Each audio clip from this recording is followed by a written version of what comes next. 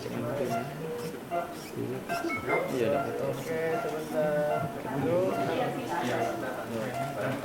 Oke. Rumah sakit umum Pusat Bambang adalah rumah sakit rujukan nasional, terutama untuk kardiovaskular yang menampung 5 provinsi, yaitu Sumatera Selatan sendiri, Bengkulu, Lampung, Bangka Belitung, dan Jambi.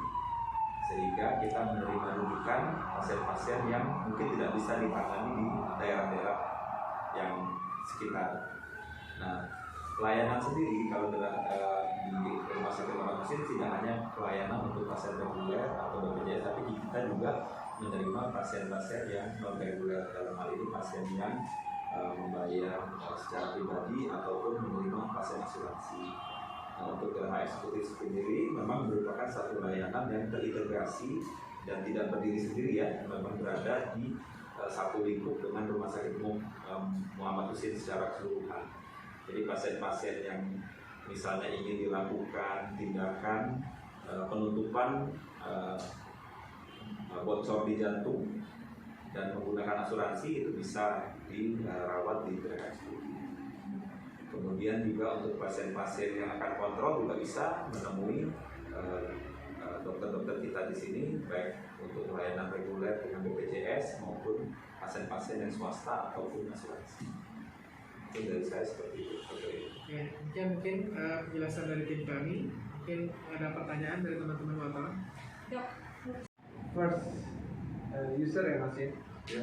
First user dan sudah banyak berpengalaman sehingga dapat menularkan ilmunya kepada kami.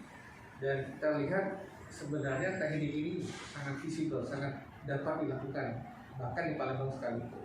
Tinggal kita akan mulai men-screening pasien-pasien mana yang cocok.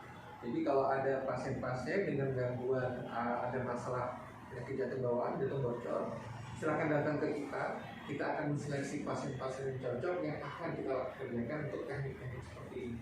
Karena seperti yang sudah disampaikan, tekniknya juga istilah tidak melukai, tidak ada, kan kita apalagi perempuan kan takut ada ini ya, sternotomi, ada apa istilahnya jahitan, itu kadang-kadang tidak nyaman. Dan ini teknik ini kan selain juga tidak ada bekasnya, tetapi juga tidak ada radiasi yang dipakai.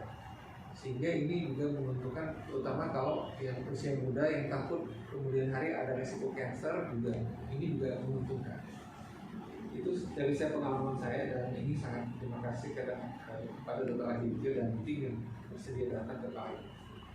Ya, jadi Dr. Aditya Prakoso ini adalah pelopor kardiologi dan kedokteran vaskular Rumah Sakit Muhammad Husin Palembang. Jadi hari ini kita mendapatkan beberapa kasus adanya bocor jantung di sekat atrium atau yang kita sebut tadi atrial septal defect. Nah, atrial septal defect ini kita harus tutup ya, kita harus tutup. Tentunya ada beberapa kriteria ya yang sudah dipersiapkan oleh tim jantung dari Rumah Sakit Muhammad Husin ini. Kemudian yang dilakukan oleh Dr. Indah Puspita dan tim semua yang telah diberikan kasus-kasus yang dikumpulkan hari ini. Ya, nah penutupan ini tentu perlu diperbaiki ya, karena kalau dibiarkan dalam jangka panjang kemungkinan efeknya tidak terlalu baik buat pasien. Artinya misalnya tekanan paru-paru bisa meningkat, pasiennya mengalami bengkak jantung atau gagal jantung, sehingga yang bocor harus ditutup.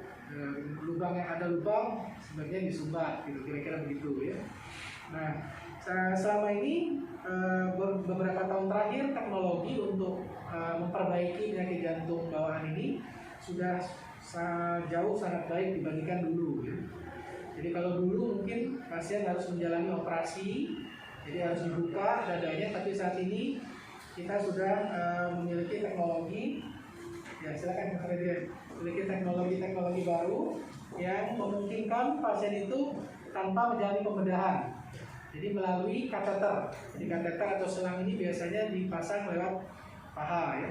Dan kemudian nanti sekat buatan itu akan dimasukkan lewat kateter tadi. Jadi teknik tanpa pembedahan. Dan hari ini kita melakukan sesuatu hal yang baru lagi. Artinya kita menggunakan sekat buatan, mungkin bentuknya seperti ini, ya, kecil seperti ini. Tapi selain kita menggunakan sekat buatan tanpa bedah, kita juga menggunakan teknik namanya zero fluoroscopy. Nah, jadi zero fluoroscopy ini biasanya kita lakukan pemasangan alat ini itu dengan menggunakan radiasi, ya, atau dengan menggunakan kateterisasi, lab kateterisasi. Nah, nanti teknis detailnya mungkin akan dijelaskan lanjut oleh dokter-dokter kita di sini. Kebetulan hari ini kita kedatangan tamu dari jauh.